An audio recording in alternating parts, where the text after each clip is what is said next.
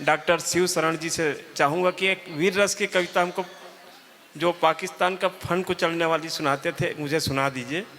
तो जो थोड़ी नींद आ रही वो थोड़ी सी भग जाए।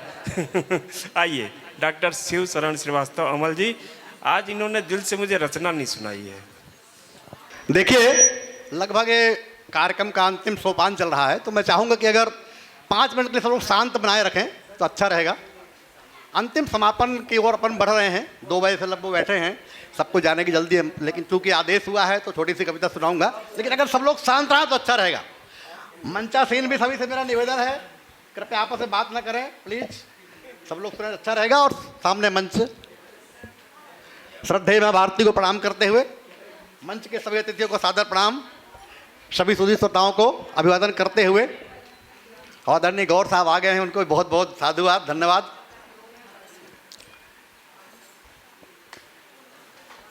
मैं भारत माँ का बेटा हूँ, इसी का गान करता हूँ।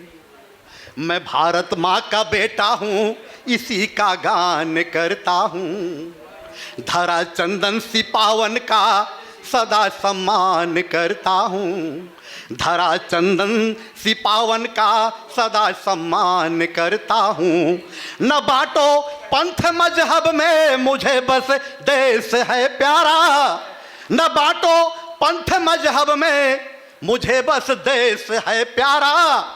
तिरंगा नभ में फहराए यही अरमान रखता हूँ। तिरंगा नभ में फहराए यही अरमान रखता हूँ। जो हमारे सैनिक हमेशा शहीद होते हैं देश की रक्षा के लिए, अभी भी शहीद हुए, अभी जो कुद्रोध घटनाक्रम चला, उन शहीदों को मेरा प्रणाम आप सबकी ओर से। आप सबकी ओर से मैं अपने शब्दों में बोल रहा हूँ कि घर का प्रणाम है, परिवार का प्रणाम है तुम्हें, गांव गली खेत खलिहान का प्रणाम है। घर का प्रणाम है, परिवार का प्रणाम है तुम्हें, गांव गली खेत खलिहान का प्रणाम है। फर्ज से डिगे नहीं और राह में भी हटे नहीं, फर्ज से डिगे नहीं और राह में भी हटे नहीं, मरते हुए भी किया ध्वज को प्रणाम है। हौसले बुलंद हैं शहादत के नामों, आज हौसले बुलंद हैं शहादत के नामों आमो, धन वही रक्त आया देश के जो काम है, और मातृभू की आबरू में आंचो नहीं आई जरा। शौर्य के प्रति के सारे राष्ट्र का प्रणाम है, शौर्य के प्रति के तुम्हें कोटि से प्रणाम है, शौर्य के प्रति के तुम्हें कोटि से प्रणाम है। तो पाक तुम्हारी दखलंदाजी अब बर्दाश्त नहीं होगी, पाक तुम्हारी दखलंदाजी अब बर्दाश्त नहीं होगी। षड्यंत्रों की घृणित चाल अब आगे सहन नहीं होगी। तुम कभी हमारे भाई थे, उसका हक तुम्हें मिल चुका है। तुम कभी हमारे भाई थे, उसका हक तुम्हें मिल चुका है। नंदन वन के आगे का सारा भूभाग मिल चुका है। अब तो एक पड़ोसी हो रिश्ता भी सिर्फ नाम का है। तुम सिर्फ एक पड़ोसी हो रिश्ता भी सिर्फ नाम का है।